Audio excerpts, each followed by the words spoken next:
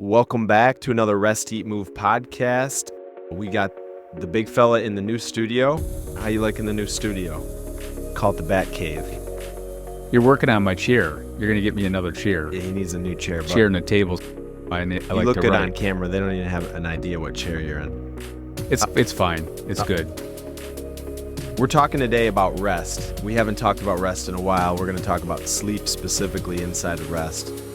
We'll cover topics like why you shouldn't take melatonin supplements, how did that even become a thing, circadian rhythm, gut to sleep connection, how to take micro breaks, stillness. That's what we have covered today. And I think the biggest issue is people aren't sleeping. And yet what we really want to tackle is the symptoms people are having. Many times they're not even connecting the possibility that sleep might be the issue. So if someone's trying to lose weight or their skin's a mess or they're getting sick a lot, anxious, these all could be connected to this lack of rest. And inside Rest, Eat, Move, it's the most important pillar. So that's what we're going to cover today. A couple housekeeping items. We have our new bar coming mid-June, so pay attention to that. And we're working on a live event in the fall sometime. Again, more information coming on that. So welcome to the studio. I apologize that you don't have a cushy, nice executive chair, but this is one of your favorite topics. I would say one of the best things you do is rest well. How was your rest last week watching Kristen's kids? I think it's been a track meet with your kids and her kids, but yeah, it definitely changes your track meet. My kids are like a marathon. Oh, no, ultra marathon. When I get Brady and Brooks, it's a little break compared to your three. But no, you understand why you have kids when you're young. I get it. So why do you rest so well, and what are some of your... Number one, again, we'll tackle sleep, but I think everybody struggles with sleep occasionally. So don't get crazy that everybody's a perfect sleeper. Some people sleep better than others. Some people think it's normal. It's a bedrock. It's a pillar. If you're not sleeping, you're going to age quickly. Your health's not going to be good. Your immune system's going to be out of whack. So it's a huge pillar. And I really, growing up, I was always a good sleeper. I always wanted to go to bed early. My parents never had to say, hey, you need to go to bed. I was like, I'm going to bed. So I always went to bed early, and then I woke up early. And my sister was very similar to that. My brother was just the opposite. But growing up, I was a sleeper. I loved to sleep. And then again, as time goes on, we'll talk more about this, is what it's good for the body. You didn't sleep in. No. So you love sleep, but you didn't sleep 12 hours. No, I would never. When I was little, if it was, as soon as the light came up, I'm up. So usually 6:30, I'm always up. Do you want to talk to the listeners about chronotypes? Real quickly, a chronotype is just, it's what's normal for you when you like to go to bed. DNA. Yeah. So for example, most people are bears, or you can put all different types of animals to it, but you have an owl will stay up late, and a lark will be up early. So you just want to be aware of that. So if you're in a business and you're setting up meetings and you got a bunch of owls, you probably don't want to have an early meeting. You'd want to have more when they're peak. So are you a bear? I'm probably average, yeah. I'm not a lark. I'm not getting up at 3 a.m. or 4 a.m. I'm probably more normal. A bear will follow the sun and the circadian rhythms. So you got a bear, you got a lark, you got an owl, and then the fourth one is a dolphin. And dolphins just don't sleep. It's just not. And what's the percentage of people that... Because I think sometimes we hear some of this science and some of this research, and we try to say, well, that's who I am, but it's a small percentage that are dolphins. And again, all of them you can improve. And again, you look back and say, what's causing that? Because when most people are growing up, they're pretty good sleepers. And then all of a sudden they start going, and it's no different than eating or moving or whatever. They start developing bad habits. Yeah, you're not usually born with bad health. No, you're not taking energy drinks when you're 8 years old because you don't have any energy. It's, as time goes on, you don't sleep anymore. You don't put value to it. The list goes on. But it is nice to be aware what's your normal. If you said, hey, if you didn't have an alarm clock, what time would you get up? And if you didn't have any, we talk about sleep pressure. If you didn't have your devices or Netflix or whatever, what time would you naturally go to bed? And so most people will start to go to bed. Like I look at Floyd or you look at Boji, our dogs, they're going to go down when the sun goes down. And most people will do that if they're in, but in our society, I always talk about this. In 1879, the light bulb was invented. We were sleeping 10 hours a night prior to the light bulb. But that was not that long ago. So what happened here? And now we're averaging less than 6.5 hours of sleep. So we went from 10 hours to less than 6.5. And the last thing I'll mention about sleep here, just a little history. But when my first job out of college, I worked at Butternut Bread, delivering white bread and Dolly Madison cakes and cupcakes. And I had to get up at 2:30 a.m. Think about that for a minute. 2:30 a.m. And I kept thinking, when I first started, I had to be at work around 3:15, and I'm going to be done. I mean, if I just do 8 or 9 hours, I'm home by noon. That wasn't the case. I was coming home at 5 to 6 p.m., working 80 hours a week in a 5-day work week. And what I realized very quickly is that my sleep, I did that for a year. It took me almost 6 months to really get my health back. And I was in the prime of my physical life. I was in my early 20s. So I thought to myself, like, how destructive was sleep for me? Again, I'm waking up right in the peak of my sleep every day for a year. So that's when it really hit me, like, wow, this is and then most of the drivers I worked with, most of them are gone today because over the years, they just were sleep deprived over and over and over. So that hit me personally. I did that for a year, and I still think about that. When many people have a dream or a nightmare, I wake up sometimes and I'm driving a bread truck thinking I have to go to Detroit and speak tomorrow again on a plane. So it really traumatized me in 1 year. It's like going to college and you haven't read the book. Yeah, sleep is, when you're not sleeping, it's the worst thing. And then you get used to it, and you probably would have got used to it. And like you said, all the other drivers that continue to drive are no longer really alive. I think you do. For my father was not a good sleeper. My mom was not a good sleeper. But I think you said you get used to it. I think you start doing things to get you through. Yeah, we talk about capacity. You're just adapting to the capacity you have. And it's interesting. Kristen and Sean were just in Europe, and they went to a Taylor Swift concert. And I was looking at her calendar, or where she's at. She's in Brazil. She's in Europe. She's here. I think probably Taylor Swift has to take a lot of stuff, changing time zones. When do I go to bed? This is what killed Elvis. He was doing 3 or 4 shows a night, taking stuff to go to sleep, taking stuff to get up.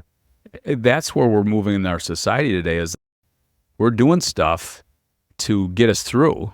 In reality, it's even making more sleep issues. Taylor Swift is amazing entertainer, but boy, she's young, and you don't want to see this. I don't want to fast forward 30 years for her, but these are things that are really killing us in our society today, is we just are going so fast, and we're not really stepping back. Yeah, I think I have 3 kids, so there's seasons where you just kind of know you're going to get interrupted. But there's an opportunity, I think, to really improve our rest, specifically through sleep. I was thinking about, we were going to talk about stress, and the book that we both love, Zebras Don't Get Ulcers. And it makes you think, like, dogs don't struggle with sleep. Animals don't have to think about, do I turn the lights on or off, or do I need to check this, or what I have to do tomorrow? And that's a blessing, but it's also a curse. And I think what we've seen over the last 15 years is a rapid decrease in sleep, more specifically sleep quality. And now we have the wearables and telling us the rhythms, but that's good. That's good awareness, but I don't think it necessarily solves the problem. It creates that awareness, but sometimes it could make people crazy because they know they're not getting sleep. Yeah, and at the end of the day, when you have to look at your device to think about you got to rest, it's like an oxymoron. It's like all you really need to do, and you say this all the time, all you need to really do is, if you go in nature, move your body, get sunlight, unplug, you'll probably sleep how you're supposed to sleep. If you're in the mountains of Colorado without something you have to do in the morning, you're going to sleep pretty good. And you turn off that alarm, and it's amazing how you wake up when you want to wake up. But if you go to bed at midnight, you're having some food on the go late at night, you had a stressful day, you're exhausted, you may wake up to that alarm clock or you may not.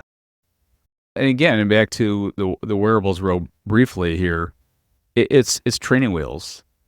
It's a good thing, it's awareness, but there's nothing you just have to be more intentional and more aware that why am I not sleeping? And I was speaking in Chicago last week, and we had a breakfast in the morning, and you try not to be the food police. Here's people they're eating eggs and bacon and they're drinking Mountain Dew. How's that gonna affect them during the day? And then how that's gonna affect them. So it's all these little baby habits that develop over time that now leads to, if you really could follow everybody during the day, okay, what are you doing to set yourself up to have a good night of sleep? They don't think that way. It's like, how does that affect? I just can't sleep now, and now I'm taking some type of whatever to help me sleep. So think about that one more time. Dogs don't struggle with sleep. Animals don't struggle with sleep. We're an animal and we struggle with sleep. And so you got to think, okay, it has to do with our lifestyle. It's not a genetic thing. It's not a DNA thing. We're designed to sleep. You got the circadian rhythm. There's tons of research on it. You got the rhythms, the sleep cycles. It comes down to our lifestyle. I'm going to get to this in a second, but to me, I think the big elephant in the room is we're overstimulated and we're overconnected. And this overconnection, overstimulated, does many different things. But at the end of the day, it doesn't allow us to relax. It doesn't allow us to shut off our mind. And you said as we came on today, you need to have good breathing and you need to have enough space to get a good night's sleep. Talk about why breathing and then leading into space allows us to sleep better. If you really dive into what happens to the body and the mind when we start to sleep, at the very beginning of the evening, it's called sleep pressure. And so the body's starting to slow down if you allow it to slow down. And then melatonin is going to slowly come out. And melatonin is our sleep hormone that makes us sleepy. So that's called sleep pressure. And so when we just we allow the pressure to do what it's supposed to do, the body's going to react the right way. If we don't allow that, we got electronics and phones and you name it, we keep pushing back sleep pressure. So now your circadian rhythm's out of balance and the list goes on. The other thing too, when you think about sleep itself, is that if we're not allowing the body enough time, then your nervous system is going to get out of balance. And that's called your sympathetic nervous system. So when the sympathetic nervous system is on, which is that's the gas pedal, what hormones are coming out to play?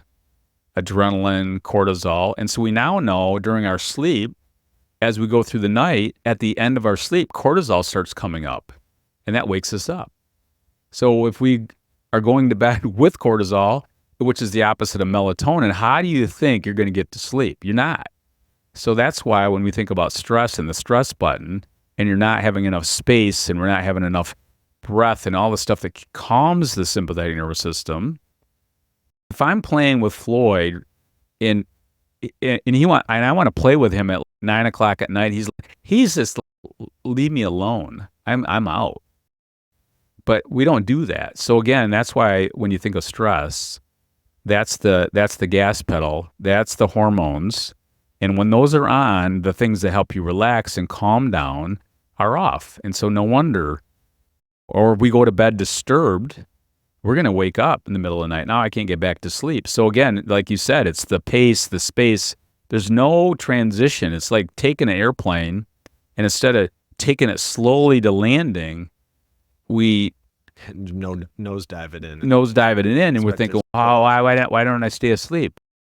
You went to sleep, but you can't stay asleep because those hormones are still percolating along the way, and those are your stress hormones. I think one of the best things someone can do to improve sleep quality is to pick a bedtime, number one, but inside of that, 30 minutes before you go to bed, put your phone away. Even charge it in a different room. And number 2 is 30 minutes after you wake up, don't look at your phone. If you can create that habit, and it's a habit, and somewhat it's a reaction addiction, I got to check my phone, I think you will instantly improve sleep. Stop there for a second. So that is exactly, if everybody's listening to that, okay, that's where you begin. You say, okay, number 1, I have to have a time, a place and a time for my habit to live. What's that range? Maybe it's 9 p.m. to 10 p.m., but I'm in that range.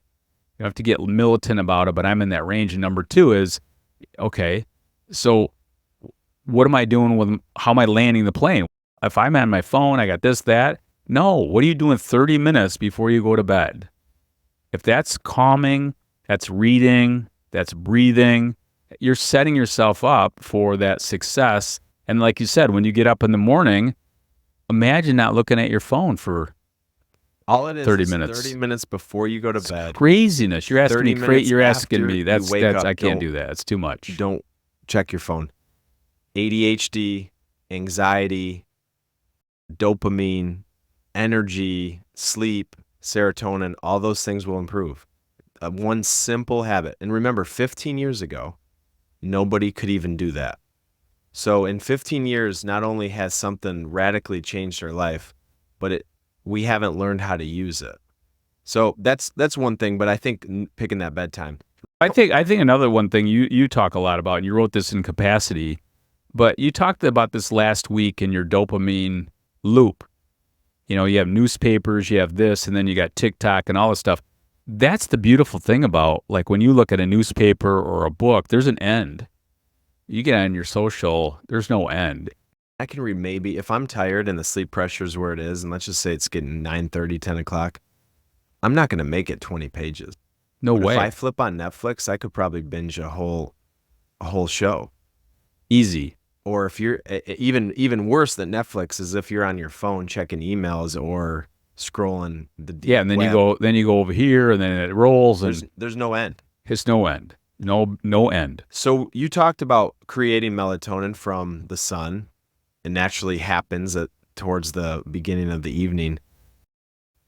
There's no doubt that we're missing that window of sleep. So 9, 10, 10:30, that should be everybody's pretty much, unless you're working the night shift or different schedules. Now the average bedtime is, I think, 11:50 something, close to midnight. How did we go from a bedtime of 9, 10 to a bedtime of midnight?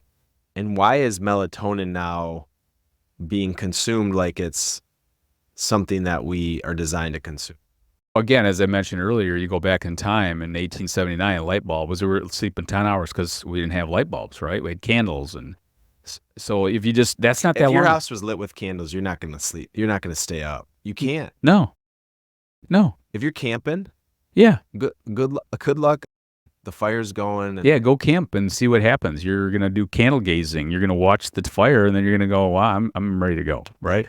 So that's the key is you look back and say, okay, how did this all begin? And it really, like you said, 15 years ago, we didn't have what we have today. Again, it's a different world. We all get that. But it's because we didn't have wearables is why we started sleeping bad. Or the mattress is bad. Like how come in 1879 people are sleeping 10 hours and they're probably sleeping on some cloths? You're sleeping on a hardwood floor. You would sleep. I have to laugh sometimes in myself. It's not a Tempur-Pedic. Yeah, if you don't have the right mattress, I don't have a chili pad or whatever it might be. What are we doing? A big part of this we're moving so quickly. But back to your understanding is that melatonin, growing up, I never even knew of the word melatonin. I never heard of it before. And so now everybody's melatonin this and that, and I'm taking this. But back to, you got to ask the question, what is melatonin and how does the body make it? So melatonin is your sleep hormone that makes you that sleep pressure, that puts you in that state to be sleepy, and it's made in the gut. It's made in the gut from a neurotransmitter called serotonin, and that's what makes precursor melatonin. to melatonin. Correct. So if you don't have enough serotonin, you don't make enough melatonin. So you got to ask the question, yes, sunlight helps stimulate serotonin and melatonin. So we definitely need to have morning sunlight if we can, ideally. But number 2 is, okay, now let's go into the gut, because if the gut is not healthy, you're not making enough serotonin, which is not making enough melatonin. So again, that's when we start talking about this. Tell me about your nervous system. Are you stressed? Are you out of balance? Because if that's out of balance, what's your breathing like? How do you rate your stress in your life? How do you rate your pace, your pace and space in your life? What's that all like? Because then I know they're probably not going to have, and they're not eating right, and their gut's not healthy. And remember here, rest and digest. Rest and digest. Or you could think digest and rest. And so fight or flight. Or fight or flight. And the interesting thing is, let's just say you have poor gut health, which leads to bad serotonin, which then leads to bad melatonin, which then, if you really want to put fuel on the fire, bad sleep leads to bad gut health. It's a vicious cycle. It's a vicious cycle. And so you may say, I can't sleep, I've never slept, but I've also had constant diarrhea or upset stomach, or I'm really anxious a lot. These things, taking too many medications. These things are connected, and they build on each other in both directions. So if you get better gut health, all of a sudden that melatonin's easier to do. You don't have to take the melatonin. You're not. One of the things, I was working with a client, I don't know, probably 6 months ago, and he struggles with sleep. So we started diving into his stuff, and he takes anti-inflammatories every day. There's no connection there at all. So I've started saying the omega-3 fats, like the cod liver oil, that's an anti-inflammatory. You get a bee sting, you get a toothache, not a problem taking an anti-inflammatory, but day in and day out, it kills your gut health, which is killing your sleep. He never even heard about that before. So then we slowly got him off his anti-inflammatory stuff he was taking over the counter, and then he started sleeping better. And he's like, how does not anybody talk about this? I'm saying there's a lot of connectors here, and that's the big one right there, is if the gut's not healthy, you're probably not going to be a good sleeper. And melatonin, why should someone not take a synthetic?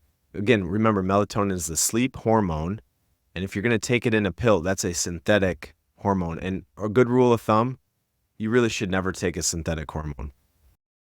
The challenging thing with melatonin and many other medications or supplements, whatever you want to call it, is what's the dosage? And it varies for everybody. So it's hard to get the dosage right.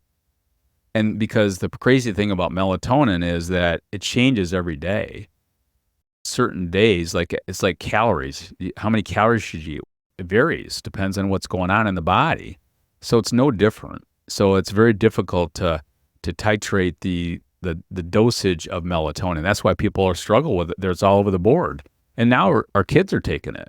Yeah, and it's a huge issue. And I tell parents, especially when I'm speaking, that's the last thing you should ever give your kids. Now, there might be situations that we uncover. Absolutely. And say, but what happens is if your kid's not sleeping because they're on their iPad, or the room isn't lit correctly, or it's too hot, there's many things, or their diet's not good.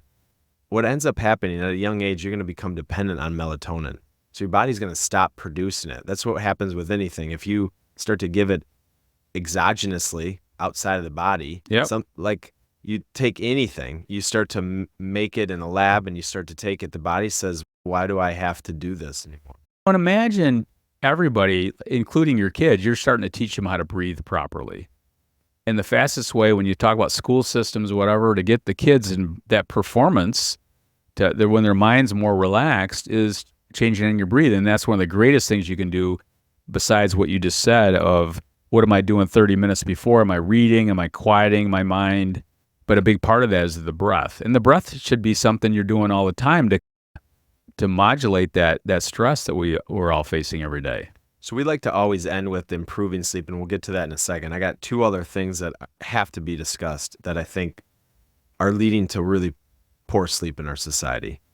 3 things. Number 1, alcohol consumption is going to impact sleep at the smallest amount. And so when you think about the one thing that I do think Wearables create an awareness about, is that there's so much literature that even 1 glass of red wine is going to interrupt your sleep cycles. Yep. You're not going to get into as much REM sleep. Right. You're not going to get as much deep sleep. You may be asleep in your bed, but the quality wasn't there. So why is alcohol such a problem with sleep? And what do people have to pay attention to if they're trying to not completely get no alcohol, but their sleep is a problem? I think you hit on at the very beginning. If you looked at sleep, most people, when I was an adjunct professor at the College of Osteopathic Medicine at Michigan State, I taught this class, and it was on rest, basically in movement and nutrition. It was elective for first and second year medical students. And I started talking about sleep, and they weren't taught this stuff. There's 4 stages of sleep. Stage 1 and 2, you go through relatively quick. Stage 3 is hibernation sleep. That's when the body repairs itself. That's when your hormones are made. So if you're not sleeping, you're probably not going to have good testosterone levels for both men and women. So people are like, oh, I'm doing this hormone. What's your sleep? If you're not getting enough that deep sleep to repair, and then you go into REM sleep, which is stage 4, that's when we dream. That's when the brain has an opportunity to clean itself. So as the night goes on, you get more and more REM sleep. You get less of the other stages. But you don't get hardly any REM sleep in the first 4 hours of sleep. So people say all the time, I only need 4 or 5 hours of sleep. If you want to have a healthy brain, you want to have more sleep.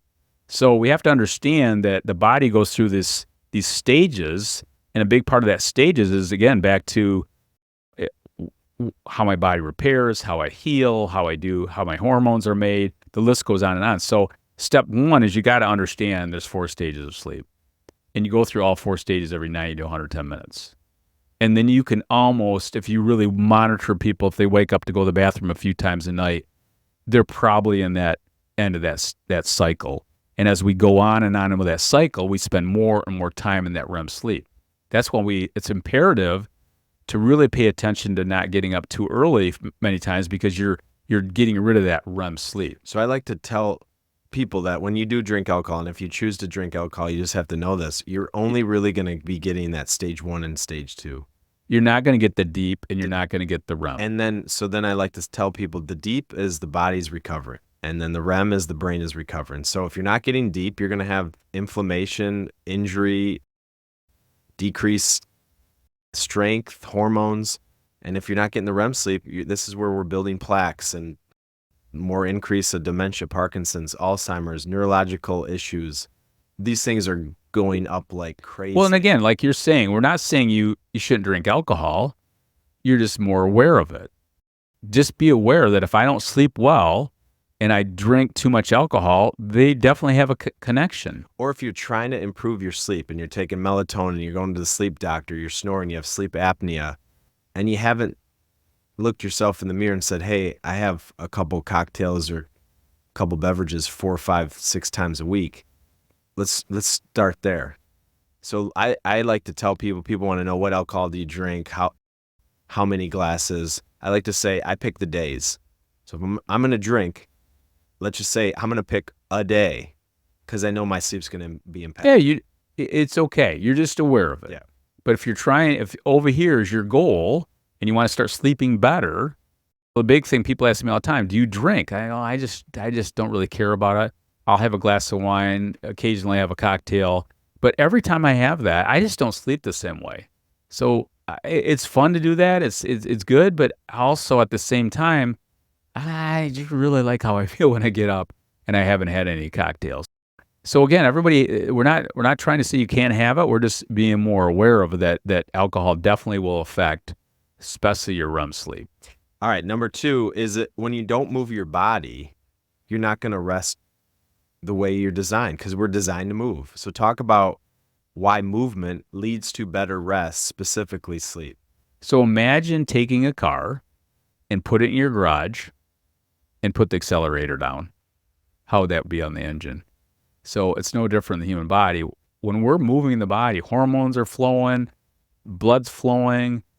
It's all that we're creating this energy in the body. We're basically allowing those hormones to do what they should do. Lymphatic systems, everything's working. Moving.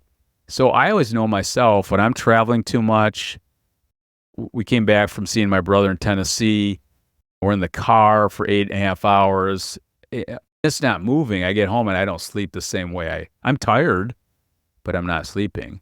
You mentioned at the very beginning, I always tell people, if I took you in the mountains of Colorado, I had you for, let's say, 3 months, you can almost guarantee everybody's sleeping. You get up in the morning, you're getting sunlight, you're getting movement, you're eating high quality foods, you're working on your breath, all that stuff. People are starting to look, and that's why movement is so imperative to getting. How do I get your three crazy ones to sleep better? They're always going to move, but you got to get them outside and move. You got to get them outside and move. Yeah. They were like when I had Brady and Brooks over, we were doing these mini trampoline exercises all day long. Yeah. They were exhausted. That's for grandpa. So this is interesting. When you think about movement, we don't move as a society. Our work doesn't require movement, yet we're exhausted, we're stressed out, we're anxious. And the interesting thing is two parts. I think many times we think of rest as physical rest. And then I think sometimes we think about sleep as it requires us just to shut down our mind. And they work opposite. So track with me. So if I don't move my body, but I'm on my phone all day, I'm working, I'm texting, I'm typing, I'm multitasking, I'm still very tired. Exhausted. But I'm probably not going to sleep because I didn't activate the body. If I activate the body and then I go try to sleep, I'm going to sleep better because I've exhausted the body and we're designed to move. And so and again, track with me, hang with me. I talk about micro breaks and recovery. And I think many people think, okay, then I'm just going to take a break. I'm just going to sit down. It's really the recovery of the mind that we're not doing enough of. So it's not the body that we're not recovering enough. And then we're not activating the body enough. So we need to activate the body more, and then we need to recover the mind more, and that leads to better sleep. We're doing the opposite. We're activating the mind more, over and over and over, stimulate. My kids tell me all the time, I'm so bored. There's no chance you're bored. You have two iPads on your hands. Get bored. And the TV's on, and Right. there's kids in the neighborhood, but we don't move our body enough. And so those are things that they're just so connected, and we're so designed to do that, but our lifestyle is trying to block it out. We laugh about this when we go up to Douglas Lake.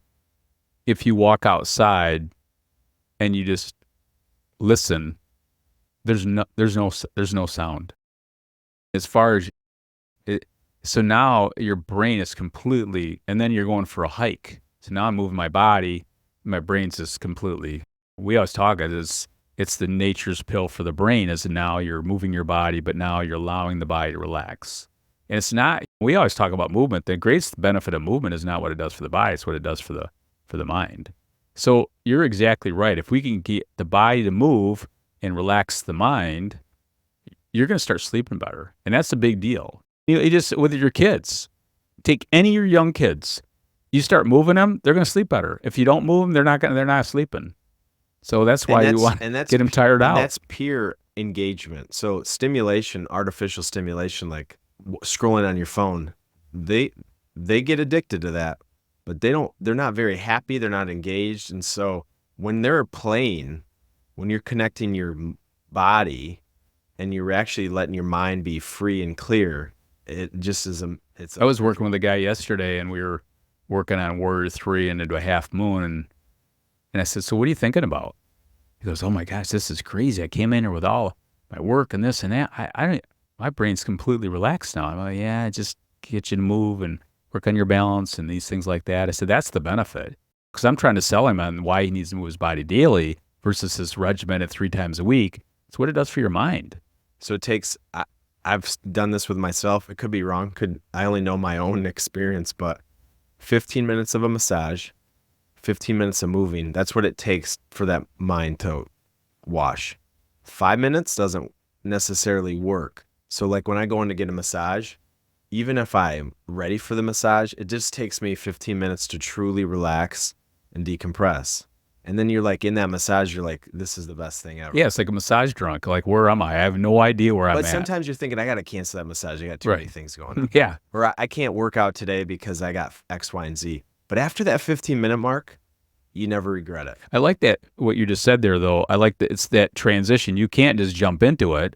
again, you're landing that plane slowly. You might have a lot of stuff Same going thing with on. sleep. If you Yes. hit that pillow and you fall asleep, there's probably a good chance you're not going to stay asleep, and it's because you didn't prepare for sleep. You need to land slowly. You passed out, Passed out. but you're not sleeping. Your mind is racing. You're going to bed. Your body's physically exhausted, but your mind is going 900 miles an hour. All right, so we covered all these things. Again, the stats, the worst stat of all is when our sleep time becomes less than our screen time. I'm not going to say it on the podcast, but we're screwed. We're there. We're very close. One of the things you mentioned briefly at the very beginning, but about weight control, the world on Ozempic and Wegovy and all the craziness going on out there. Why are we not talking about sleep and weight control? That's a whole different podcast. It's a lot more effort. But just want to make sure everyone understands that they're directly related, because you got to back up. When you're sleeping, you produce hormones, and one of them you produce is called ghrelin. When you're not sleeping, you're going to be overstimulated, over hungry. So when you're sleeping more, you produce leptin, which makes you satisfied. We know that. Why don't we talk about it? Because you can take an Ambien for the sleep, and then you can take the Wegovy for the appetite. Right. It's not. I guess it's not. But the human body, as we talk about all the time, is incredible. Its ability to heal and self-correct. So if you're not a good sleeper out there, I've seen major transformations with a lot of my clients. But we do it slowly. Like you said at the very beginning, if you just said, do this one thing, let's plan your sleep. That's the big kahuna right there. And then we can work on the pillows and the coldness and all that kind of stuff. I'm a big fan of manual labor. I've never, when you do manual labor, there's a couple of things that happen. You feel fulfilled because you're actually completing a task. Sometimes you don't, but you're completing a task. You're using your body and you're using your mind. It's creative and it's also physical. And as we've gotten away from that in society, and some of it's good, you don't have to shovel the rock pile from there to there. You don't have to walk to work or injure your body. Maybe you're like a blacksmith or something. Think about all these jobs.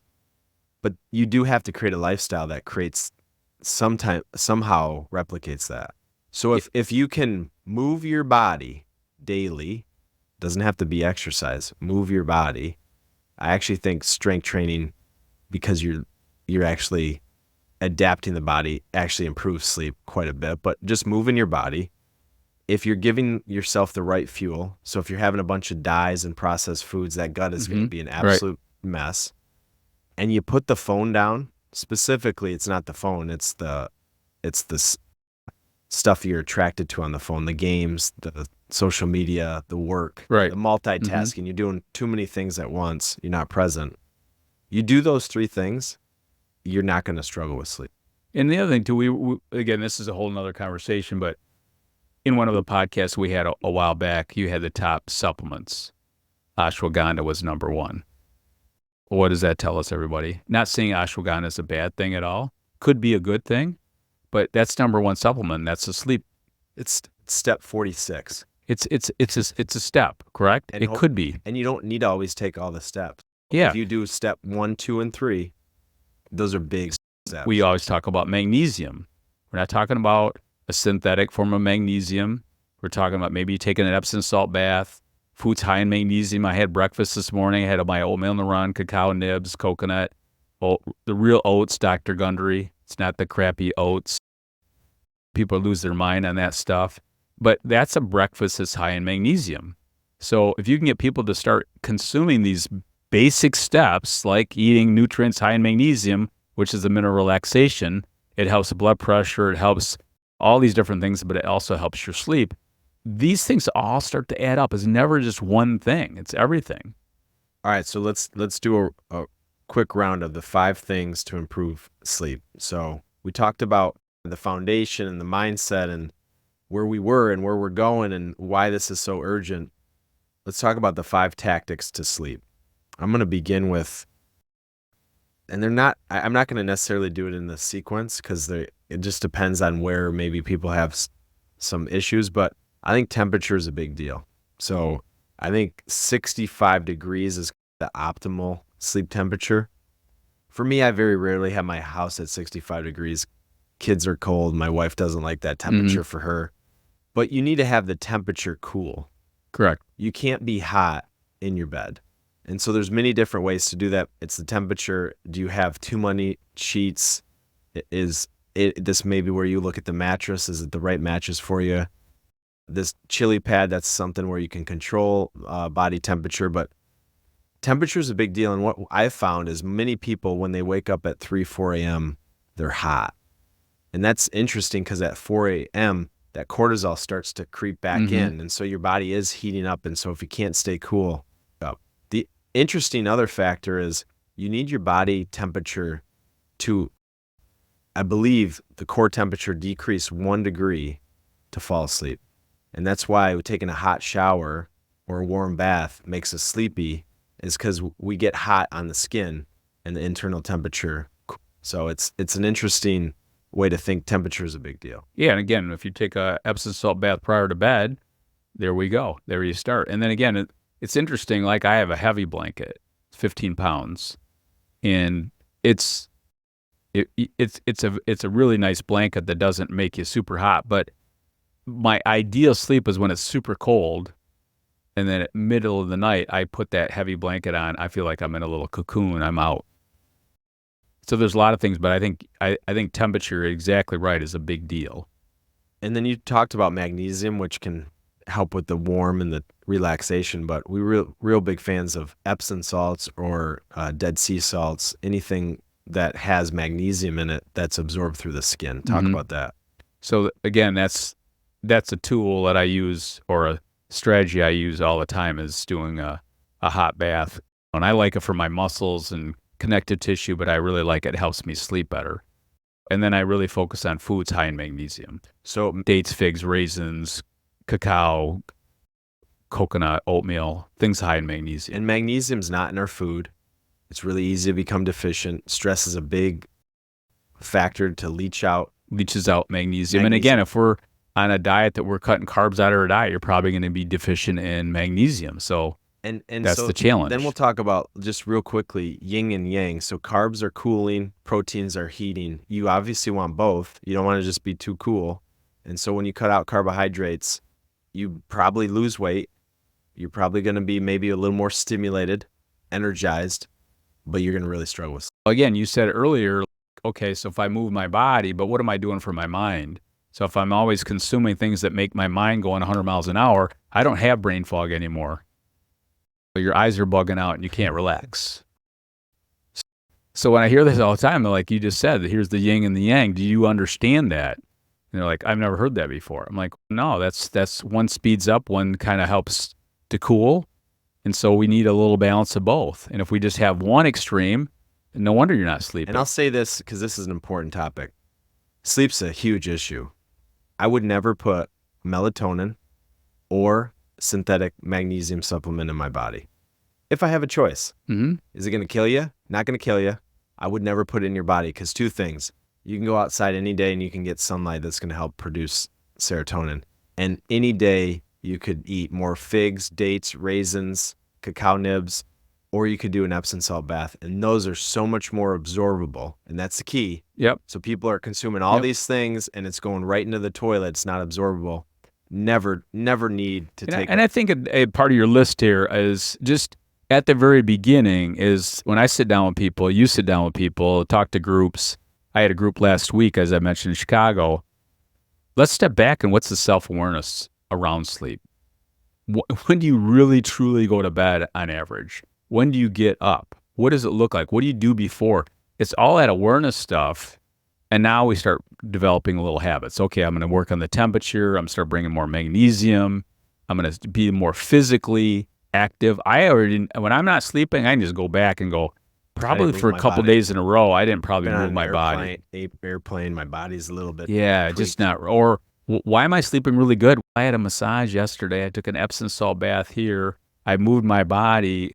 It's a perfect storm. I don't care about that email that I can get to tomorrow. I'm not looking at my phone. My phone's in the bathroom. All right, so temperature, magnesium. Number 3, I think this is a big key. Dark. I think we have lights, and I love this alarm clock that I have. I've told you about it many times. and it's not a smart alarm clock, but they call it a smart alarm clock. It's really a dumb alarm clock. So the light is very faint. It only really plays a sound machine. The alarm is a gradual alarm if you want to use it. But that same company makes these stickers, and these stickers you put on all these electronics in your room that emit light. The smoke detector is a good thing, but the smoke detector has this red light. The Apple TV's got the thing that will light the room up. And so you sticker these things so you can make a more dark environment. In college, I had this apartment, Hobson Flats, and it's an old cigar warehouse. And so there's only one window, these big warehouse windows, and that's in the living room. And then the rooms came back, and the rooms had no windows. So you'd shut the door, and there'd these big, heavy doors down this dark hallway because the only light's coming from one direction. And I'm not you do things in college maybe a little bit different, but the amount and quality of sleep, you'd wake up, you didn't know, is it light, is it dark? And it was always the same time. Your body knows what time it is. But when it's light out or there's different things coming in or you get hot or you got these things shining in when I go to a hotel, I usually unplug the alarm from the wall. And many times, you've noticed this, they got this built-in like shelf that's got the lights and stuff, and then the alarm clock's wired into it. And it's not the nicest thing, but sometimes I lose my mind and I'm yanking plugs out of the wall. But this alarm clock lights up the whole room, and it does matter how you sleep. Way back in the day, and you when you guys were kids, Burger and Kathy had this place out at Walloon at Wildwood. And when you go in the basement, there was no lights. There's no windows. There's nothing. And so whoever would go down the basement and sleep, I would crave it. Hey, I'm going down the basement. And you would be in a coma for the whole. Yeah, you're in a cave. You're in a cave. So it was incredible how you could look back and those certain things where you're actually forced when it's completely dark, how important light is. And then we went in Las Vegas many times. What? It's designed for people not to sleep. Las Vegas isn't for you. It's not for me. If you've had some bad, we'll go in that at a different time. We've had some bad experiences. Those hotels, there's so many lights. I'm like, what are people doing? Anyway. Number 4, we got to move our body. And this is such a big deal. You move your body physically. It allows you to rest mentally. Yes. And physically, you actually need the muscles to relax to sleep. Yes. That's why massage is so good. You're actually putting pressure and it helps them relax. So moving the body, got to move our body. One of the things we had when I was at Sexton High School, we had a class by Real Turcotte, and he was a Canadian hockey player. And he had a class called Applications of Physiology. This is in 1974, 75. People thought he was nuts, and it was a sleep class. And he did muscle contraction, relaxation. He was way ahead of his time. But he came from Canada, and that's what they did, training. But everybody wanted to take his class. And so I still remember this day. I wrote it in my book, muscle contraction, relaxation. Start with your feet, go to your toes, go to your calves, all the way up. Exercise. It's amazing exercise. And if you're really struggling with sleep, and I do this sometimes when I'm at hotels, it helps the body relax. So again, back to why muscles are so important to help you relax. I do training with a lot of law enforcement, and they can't sleep. They're working the night shift, many different reasons, high pressure job. 9 times out of 10, I can get them to fall asleep doing the contraction, relaxation in 5 minutes. But it's something you got to think about, prioritize. And the last thing here, I talked about it briefly. We got to destimulate. We got to unplug. There's so many different things. When's the last time you went 12 hours without your phone, 24 hours without your phone? Can you go a whole weekend without your phone? Here's a micro step. 30 minutes before you go to bed, 30 minutes after you wake up, do not look at your phone. That's a great first step. Absolutely. And they make this, the company I think is called Arrow or RO, but they make this phone box. I put it in my kitchen. It has plugs in it. You can charge it. And it actually does other things, but that's where I put my phone. I put it in the box. And it's amazing. I always sleep good when it's in the box. Place at a time. And Here we go. I'm as guilty as everybody. I got things, and maybe I got an event coming up, and so I bring the phone in the bedroom. I do a couple things because the kids are finally asleep, and I never sleep as good. So those are the 5 things. Anything before we wrap up? No, I just think the big takeaway I want everybody to understand, if you're not getting the right, that you're not sleeping the way you think you could or should, it can definitely be improved. Don't think you're Just doomed. because you're a dolphin doesn't mean you can't improve it. You can improve it and understand the amazing benefits of sleep. Sleep is the bedrock of optimal health, energy, performance. When I sleep good, I am good. And that's a big deal for me. I have to, if I don't sleep, Mom will always say, if you can feed him and you can move him and he can sleep, then he's going to be pretty good. But you take some of that stuff away, he's not very good. Like a house dog. He's fall apart. Here's a serious thing. The number one preventer of cancer, of anything you can choose to do, is 8 hours of sleep. And it's because of the immune system. Immune system, it's flushing the toxins. Everything. And yet we're sleeping less than ever before. Cancer's never been higher. We have to wake up. So as we wrap up today, 2 big if you take away anything, you got to move your body and you got to rest your mind. And if all you're doing is thinking that you're resting your body and the mind doesn't matter, it's a vicious cycle. So until next time, welcome to our new podcast studio. We'll see you next week.